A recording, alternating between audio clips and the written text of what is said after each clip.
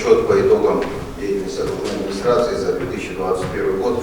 Сегодня отчет проходит в новых условиях. Все мы знаем, сейчас мир быстро меняется, но тем не менее результаты 2021 года у нас очень позитивные. В целом зафиксированы изменения в лучшую сторону практически по всем показателям социально-экономического, демографического развития нашего города. Давайте кратко ознакомимся с ними. Пожалуйста, начнем с демографии. В целом наш город растет. На 1 января 2021 года зарегистрировано 347 тысяч человек. Значит, мы с нетерпением ждем результатов проведенной в 2021 году всероссийской переписи, чтобы узнать, насколько наш город стал больше, сколько нас проживает. В целом, по динамике мы видим, что город растет примерно на 7 тысяч человек ежегодно. Значит, благодаря такому росту наш город занимает 59 место в списке крупнейших городов Российской Федерации. К слову, на 2 пункта мы в 2021 году увеличились. Значит, в целом, один из самых быстро растущих городов, один из молодых городов Российской Федерации, что оставляет нам большие надежды на динамичное развитие нашего города дальше. По структуре доходов и расходов бюджета. Перед вами представлен слайд, в котором мы видим то, что по результатам 2021 года у нас по структуре доходов 22 миллиарда 145 миллионов рублей. Значит, фиксируется увеличение доходной базы и за счет собственных доходов, и за счет поступлений из вышестоящего бюджета. По структуре расходов мы видим 21 миллиард 898 миллионов рублей. В целом, значит, могу сказать, что у нас проведена большая работа с республиканскими правительством, с Илдарханом. Благодаря его личной поддержке у нас увеличены поступления как и по столичным функциям, так и по безвозмездным поступлениям в рамках национальных проектов и иных мероприятий, которые проводятся в городе Иркутске. Значит, увеличенные собственные доходы налоговые. Значит, у нас остается большая доля, 64% поступлений это НДФЛ, 31% поступлений это специальные режимы, упрощенная система налогообложения, патентная система налогообложения. В целом, хотелось бы позитивно заметить то, что нами проведена работа по сокращению муниципального долга. Значит, по состоянию на 1 января 2022 года у нас 40% составляет от собственных доходов, уменьшено практически на 355 миллионов рублей. То есть мы видим снижение на 8% муниципального долга. Бюджет по расходам остается социально направленным, более 60%, 67% расходов это социальная сфера. Значит, из года в год наш бюджет это практически составляет. В городе Иркутске реализуется 5 из 7 возможных на муниципальном уровне национальных проектов. Значит, мы видим, что перед вами представлены 3 года реализации национальных проектов на территории города Иркутска, и по ним видно динамику увеличения средств, вкладываемых в развитие города Иркутска. В 2021 году в 28 раз больше вложено средств, чем в предыдущем 2020 году. Общий объем финансирования составил 6,2 миллиарда рублей. Наиболее значимые из них это программа переселения, значит, по которой по жилью и городской среде выделено более 3,7 миллиардов рублей. Следующий по значимости идет национальный проект «Безопасные и качественные дороги», демография, образование, культура, цикл у вас представлен перед экраном. Значит, в целом это очень хорошая динамика роста. Соответственно, город улучшается, развивается на вкладываемых средства в рамках национальных проектов. К слову, все национальные проекты у нас реализуются в срок. Значит, по реализации национальных проектов мы остаемся, значит, в каждом из проектов дальше, несмотря на очень сжатые сроки строительно-монтажных работ и возрастающие объемы, город Иркутск справляется с поставленными задачами. Дальше. По программе переселения из ветхого вида жилья в рамках национального проекта, значит, вот, перед вами представлены цифры, которые показывают у нас динамику за 3 года, 19, 20, 21 год. Значит, здесь хотелось бы отметить то, что синяя столбец это количество людей и квадратных метров, которые мы переселяем в рамках республиканской адресной программы, и красный столбец это то, что мы удаемся с вами сделать в рамках муниципальной программы, то есть за счет нашего местного бюджета. Вот, цифры перед вами представлены. Хотелось бы отметить то, что по этапу 2021 года, то есть те переселения, которые пройдут до конца 2021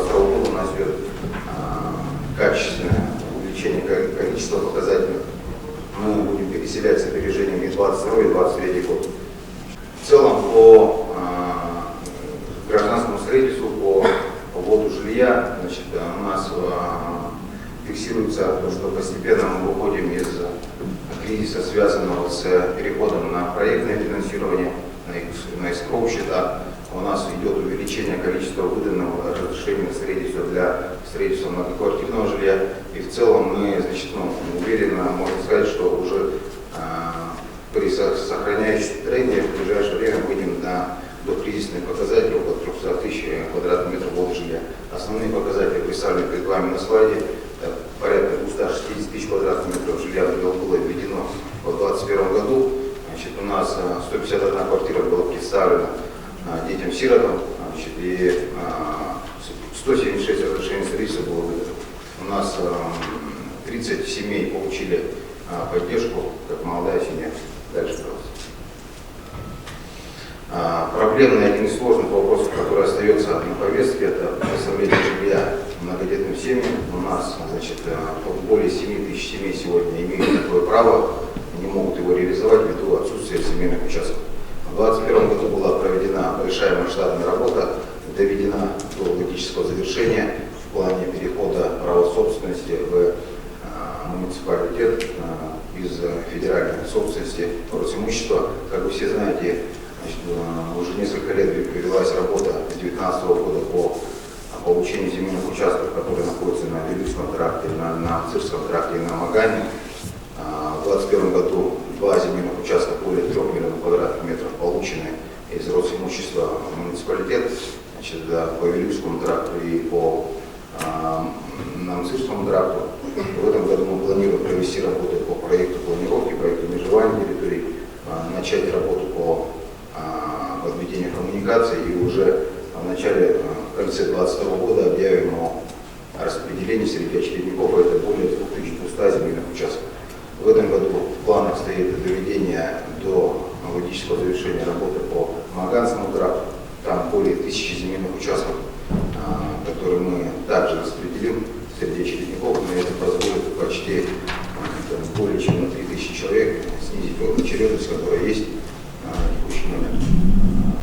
Строительство объектов образования. Значит, мы в 2021 году в рамках взаимодействия с госкорпорацией ВГРФ провели большую работу. К слову, она уже началась реализовываться в 2021 году. А в этом году мы начали в рамках первого этапа строительства 3 пристроев. Это школа номер 5, школа номер 12 и средняя образовательная школа Катаса. Значит, мы до конца года планируем 3 пристроя, 720 мест. Также у нас идет строительство и планируется школа на 990 мест. А в Дорожном округе у Прометея также у нас, значит, в рамках текущей работы с ВГРФ мы подписали соглашение, и в рамках 3 этапов планируется строительство школ, пристроев на 11,5 тысяч мест. То есть, это вот основной результат, который достигнут. Также у нас в рамках проекта были куплены места для детского сада в 203-м микрорайоне. Мы провели, значит, плановый ремонт в летнее время. Ну и, как вы все знаете, решением нашего президента Владимира Владимировича была запущена масштабная программа капитальных ремонтов. Город Якутск прошел отбор на 11 школ. Мы выделили наше софинансирование более 100 миллионов рублей на это дело. И, значит, в мае месяце планируем начать капитальный ремонт в 11 школах города Якутска. Основные данные у вас перед слайдом представлены. Не буду зачитывать. Дальше, пожалуйста.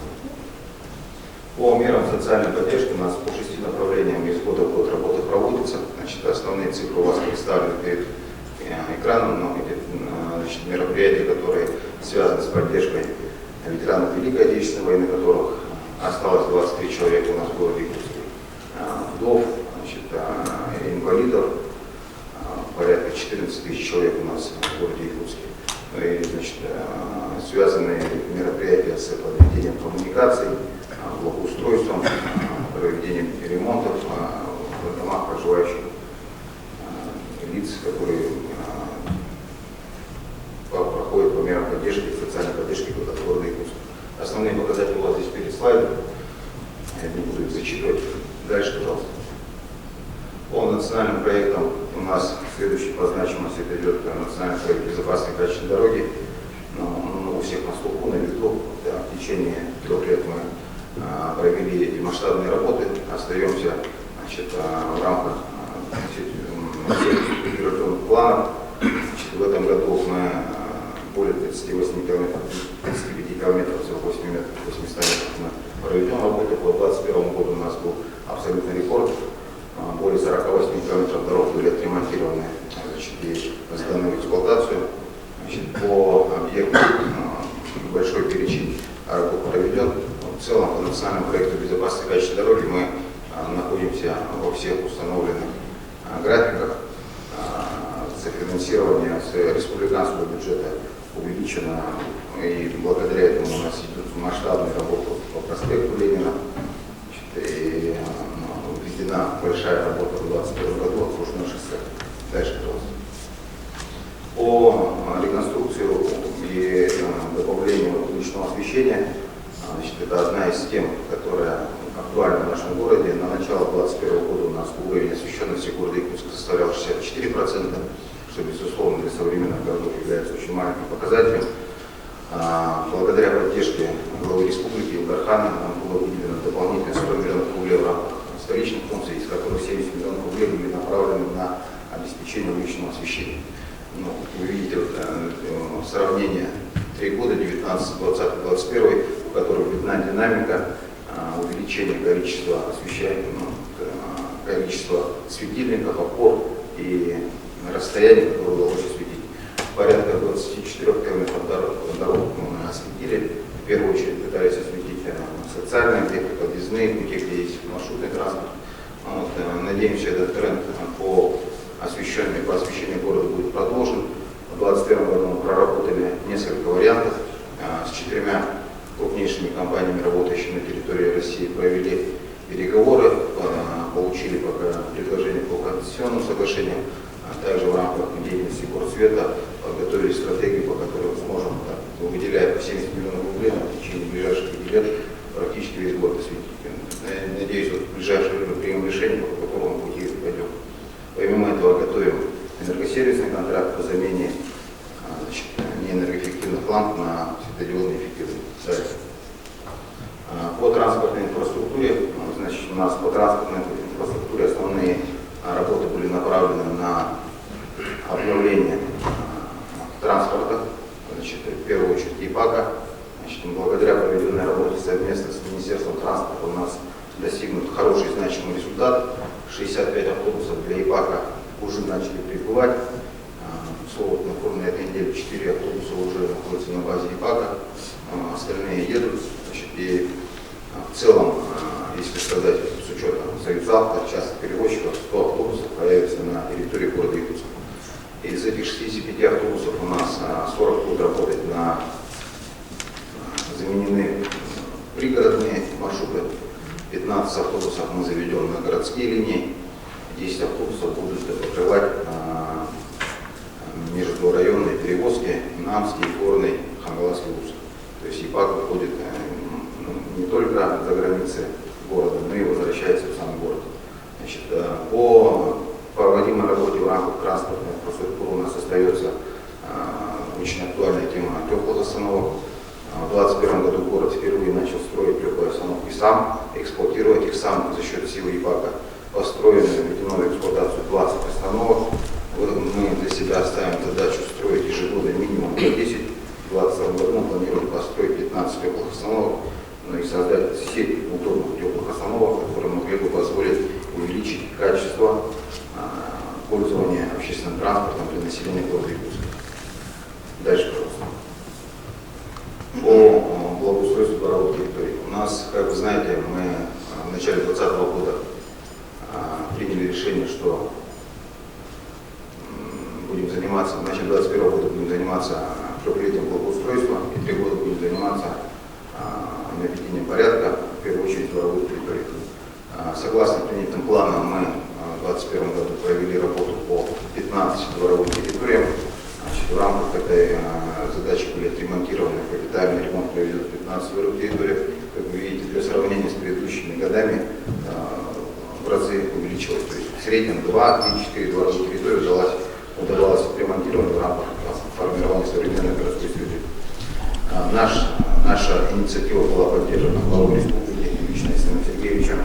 И благодаря этому мы запустили уже в рамках его программы «Мой двор» двоекратное увеличение. Далее у нас удалось все это сшить совместно с федеральной программой «1000 дворов на Дальнем Востоке». И благодаря этому в 2022 году мы планируем отремонтировать уже 75 дворовых территорий. То есть мы изначально планировали 75 дворовых территорий в течение 5 лет. Благодаря тому, что удалось все возможные источники финансирования сшить и защититься на территории города Иркутска, только 75 дворовых территорий будет отремонтировано в течение 2022 года. Это наш основной результат работы 2021 года по наведению порядка в дворовых территориях. Помимо этого мы провели работы, сделали 15 спортивных площадок, локальных площадок в рамках трехлетия благоустройства. Помимо этого строили спортивные площадки и по народному бюджету, а также предприниматели сами оказывали полную поддержку и строили спортивные площадки за свой счет. Построили баскетбольную площадку в Табаге, и устроили 5 сфер общественных пространств, и работы по Парку Победы. В этом году тоже запланированы работы по Парку Победы, и уже с этого года Парк Победы начинает работать, принимать жителей города Иркутска и гостей. Дальше, пожалуйста. По санитарной части города, основные показатели по вывозу снега, по твердым коммунальным отходам, по крупным габаритным отходам перед вами представлено. Здесь хотелось бы отметить то, что в принципе у нас задача по санитарной части города одна из приоритетных. Мы для себя в 2021 году поставили задачу проанализировать, в чем основные проблемы, что нужно сделать, чтобы было эффективнее, лучше. Одно из первых решений, которые мы нашли и сделали, это возвратили муниципальных дворников. Теперь у нас за каждую браву закреплены муниципальные дворники, которые используются не только как дворники, но и разнорабочие, где-то что-то подколотить, дотащить, что повышает оперативность принятия решений в таком хозяйстве, как город. Это очень важно.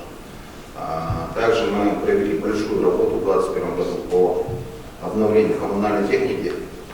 В течение 2021 года до конца года успели заключить договора на 29 единиц коммунальной техники. К слову, часть из нее уже начала приходить, 6 грейдеров, из большого крупного уже пришло, будет работать по линии контрстроя. В 2022 году планировали и заложили бюджет 90 единиц техники, но в свете последних событий уже часть из них попали в санкционный список. Часть будет пересмотрена в связи с увеличением процентных ставок центральным банком и, соответственно, лизинговыми компаниями. Тем не менее, мы планируем максимально идти на отечественного производителя и продолжить большую работу по обновлению коммунальной техники, а также пересмотр подходов, каким образом где убирать, где-то уходить на торги, где-то увеличивать количество ручной техники, что позволит содержать тротуары, общественное пространство в более чистом состоянии. Дальше, пожалуйста. Мероприятие по обращению с безнадзорными животными – одна из сложнейших и больнейших тем для нашего города Иркутска. В целом, в конце прошлого года обращен ужасная трагедия, которая произошла в нашем городе. Изменения федерального закона, вступившего в начале 2020 года, у нас подразумевает использование процедуры ОСВВ. Данные по вашей таблице представлены сверху, данные, которые до введения всего 498 федерального закона. Ниже, после введения, мы видим то, что силы и средств в разы тратится больше, количество собак, которые проходят процедуру ОСВВ, увеличено по сравнению с 2020 годом, количество отлова увеличено по сравнению с 2020 годом, были практически в 1,5 раза. Но тем не менее, проблема остается острой. Поэтому, была проведена уже после случившегося в течение 2022 года, первых месяцев, работа с правительством. Будет выделено дополнительно 30 миллионов рублей на город Иркутск для того, чтобы увеличить пропускную способность пункта передержки, провести работу по изменению его в приют, а также по содержанию, соответственно, после 30 дня. Очень много вопросов неясных в текущем правоприменении 498 федерального закона.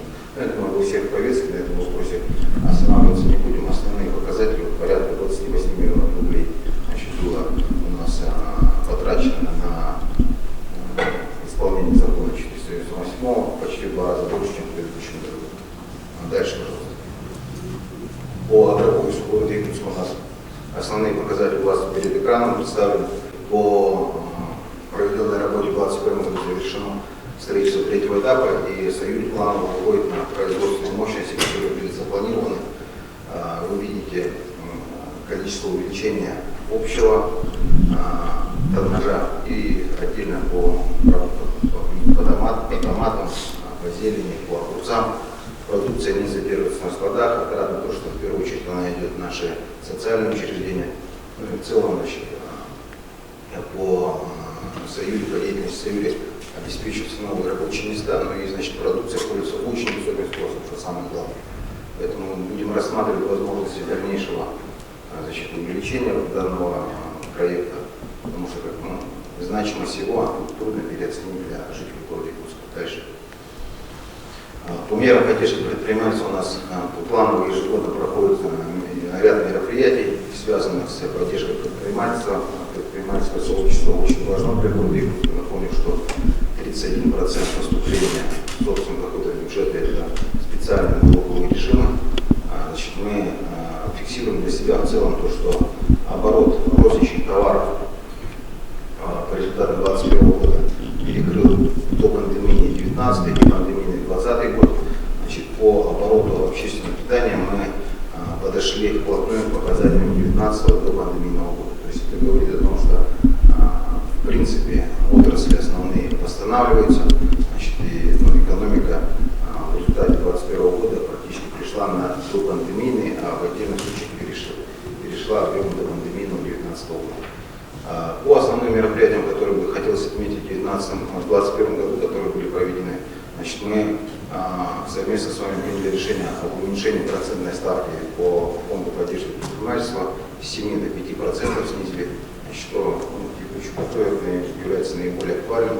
Мы сейчас будем искать способы для того, чтобы докапитализировать фонд поддержки предпринимательства города Иркутска, для того, чтобы для местных предпринимателей сейчас особенно важным и актуальным будет применение этих вот ресурсов для поддержания бизнеса и развития. Основные мероприятия представлены перед экраном, не буду зачитывать, мы посмотрели дальше. Отдельно хотелось бы затронуть вопрос очень актуальный, это борьба с незаконным предпринимательством. Мы для себя провели анализ из количества работающих людей, проживающих на территории города Иркутска и работоспособного населения, с учетом всех категорий, которые могут не работать. Так вот, в городе Иркутске порядка 200 тысяч человек, которые могут работать, из них порядка 34 тысяч человек у нас сегодня заняты в теневой экономике. Теневая экономика, значит, не платятся налоги, не НДФЛ, не прочие налоги, и, соответственно, для себя мы фиксируем то, что порядка 900 миллионов рублей потенциально, с учетом того, что если эти люди получали минимальный налог, недополучают бюджет города Иркутска. Мы планируем в 2022 году эту работу совместно с надзорными органами провести более детально, для того, чтобы минимизировать количество теневого предпринимательства. Но в целом вот, по незаконному предпринимательству отдельно хотелось бы заметить вопрос, который окружная администрация ставила себя приоритетный, это борьба с продажей алкоголя. Значит, в первую очередь мы хотели бы отметить то, что более в 2 раза, значит, больше изъято алкоголя при совместных рейдах с МВД.